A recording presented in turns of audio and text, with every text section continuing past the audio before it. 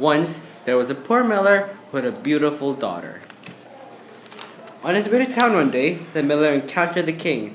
Wanting to impress him, the miller said, I have a daughter who knows the art of spinning straw into gold. Now the king had a passion for gold, and such an art intrigued him, so he ordered the miller to send his daughter to the castle straight away. When the girl was brought before him, the king led her to a room that was filled with straw. He gave her spools and a spinning wheel and said, You may spin all night, but if you have not spun the straw into gold by morning, you will have to die. With that, he locked the door, and the girl was left inside alone.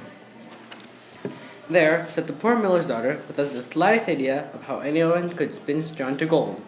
For the life of her, she didn't know what to do. She grew more and more frightened, and then she began to weep. Suddenly, the door sprang open, and a tiny man stepped in. Good evening, Mistress Nun. He said, Why are you sobbing? Oh, the girl cried. I must spin the straw into gold, and I don't know how. What will you give me if I spin it for you? My necklace. The girl said. The little man took her necklace and sat down at the spinning wheel. He pulled 3 times, and the spool was full of gold. He fitted another spool on, and 3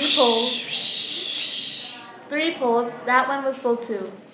And so it went till morning, when all the straw was spun and all the spools were full of gold. When the king came in at sunrise, he was amazed and delighted, but all that gold only made him greedier. So he led the miller's daughter to a larger room filled with more straw and ordered her to spin that straw too before dawn, if she valued her life. The girl did not know what to do. She began to weep. Once more, the door opened and the little man stepped in. What will you give me if I spin this straw into gold for you? The ring on my finger. And the little man took her ring. And then he set the spinning wheel whirring, and before the night was over, he had spun all the straw into gleaming gold. Shortly after sunrise, the king returned. Piles of golden spools glowed in the morning light. The king rejoiced at the sight of so much gold, but he was still not satisfied.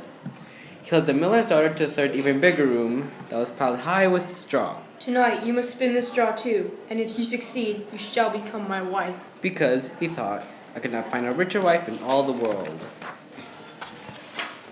When the king had left, the little man appeared for the 3rd time. What will you give me if I spin this for you yet once more? I have nothing else. Then promise me when you become queen, your first child shall belong to me. The miller's daughter gasped. How could she promise such a thing? Then she thought, but who knows whether that will ever happen? And as she could think of no other way to save herself, she promised, and the little man once again spun all the straw into gold. When the king came in the morning and found everything as he had wished, he married the miller's beautiful daughter, and she became queen.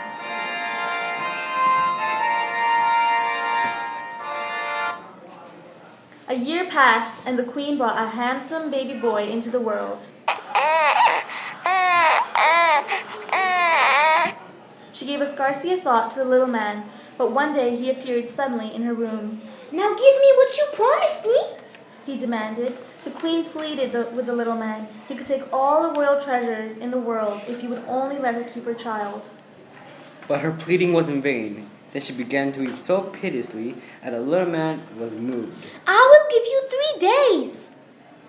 If by the end of that time you know my name, you may keep your child.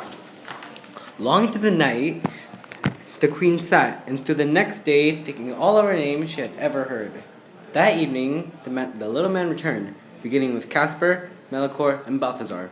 The queen recited every name she knew, one after the other, but to each one the little man replied, That is not my name. The second day, the queen had made inquiries made in town, searching for new names.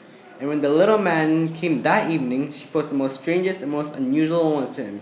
She tried beastie ribs and legoram and string modes, but he would only reply, That is not my name.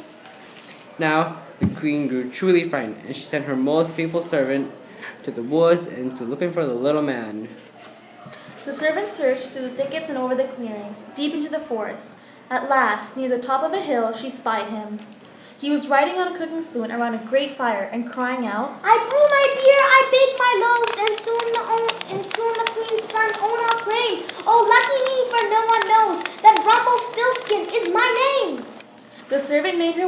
back as fast as she could manage at midday and reached the castle. You can imagine how glad the queen was when she heard the name. Now, Miss Queen, do you know my name or do I take the child? So the queen asked him, Is your name Will? No! Is your name Phil? No! In that case, is your name Rumplestiltsken? The devil told you that! The devil told you that! shrieked Rumplestiltskin, and in fury he jumped on his cooking spoon and flew out the window. And he was never heard from again.